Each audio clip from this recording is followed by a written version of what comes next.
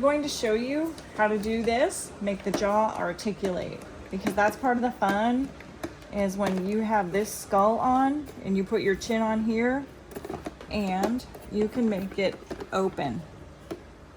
But we're going to show you how to prepare the eyelets, which go right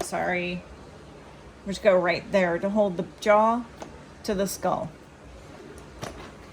Okay. So what we have here are just 1-inch eyelets.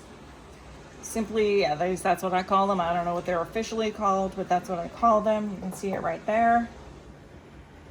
And then I'm going to attach these down here really close in the inside, taking it as far up onto here as I can. I'm putting it onto the edge of a support. I'm trying to open it is what I'm trying to do, because I want to open the eyelet so I can join two together. And then I push down on that. And what I have then is it opens up like this. You can see that there. That may not be far enough to join this one in.